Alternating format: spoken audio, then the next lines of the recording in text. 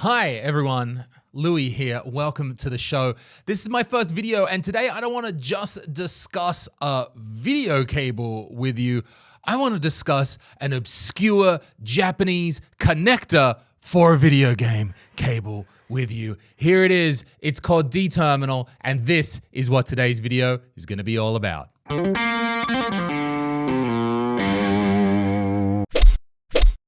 D-Terminal was a standard plug created and used in Japan in the late 90s, still used today, but basically in that pre-HDMI period when we still had a lot of different plugs and connectors that we needed to use.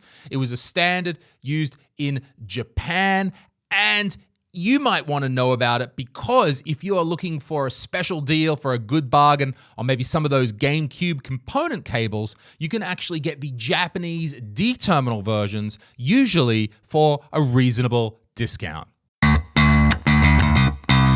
Now, to back up a moment, after we graduated from RF, one of the main ways that you were connecting your console back in the day was the single yellow wire. That's called composite video, and basically it's taking the video signal and cramming all that information together and stuffing it down one single wire.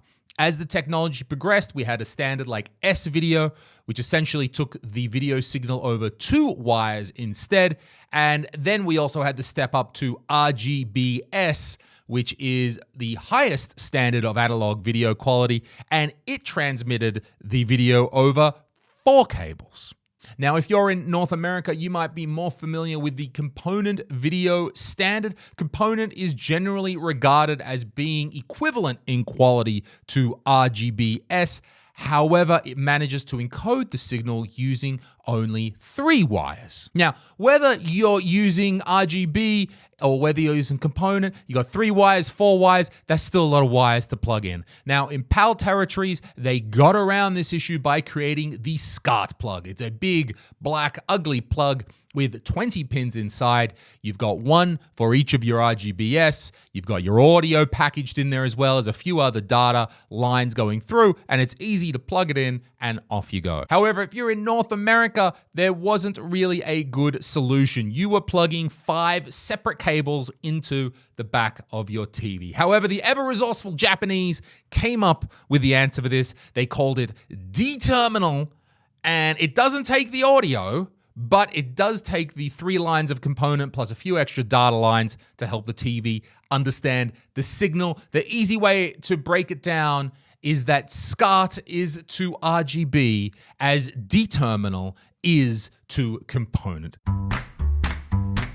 Let's check out the pinout and understand exactly what's happening in this connector. We've got pins 1, 3, and 5 are carrying your regular Y, PB, PR, as they would with your 3 component. Then you've got pins 2, 4, and 6, which are the ground wires for those 3 connections.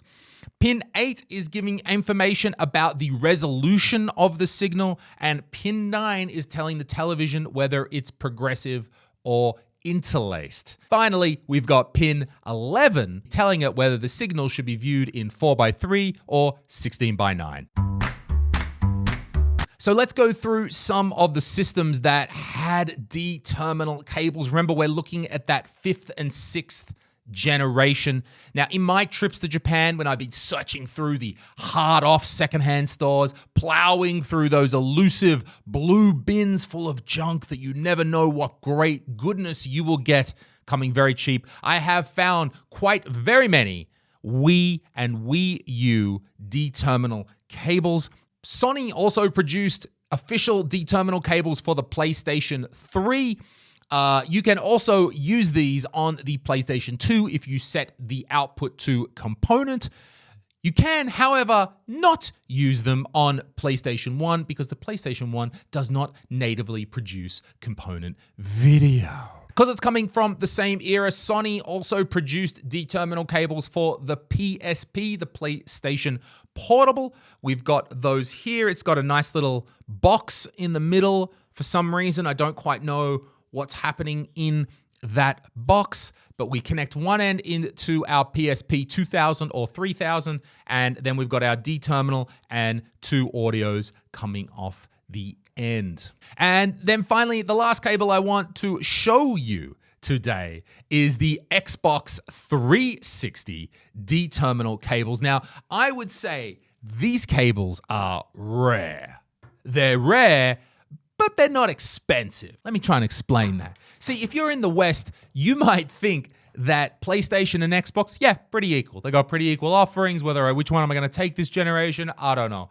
It's not like that in Japan. In Japan, you walk into any game store and you are going to see that blue PlayStation color on row after row after row after row after row of game shelves. And maybe down the back, we're going to see one or two small Xbox green shelves, but it is definitely in the minority, and things were even more pronounced in the PS3, Xbox 360 generation. So the reason that I say that these Xbox 360 D-terminal cables are rare is because they're a Japanese-only standard for a console that was not very popular in the Japanese region. So that means they're sort of like rare, but not expensive, just because nobody wants them.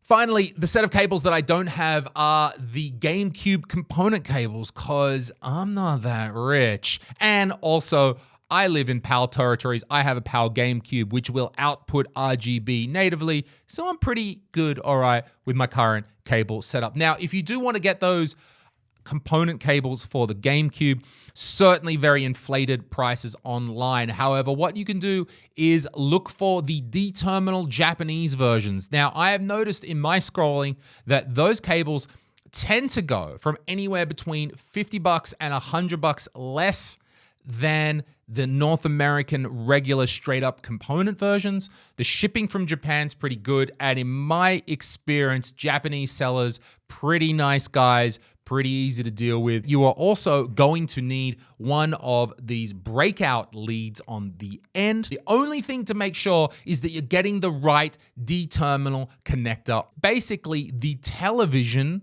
is supposed to have the female version of the D-terminal connector. Watch out when you're buying your connector that it's actually got the female version there. There are some versions of this cable around that have the male that won't work.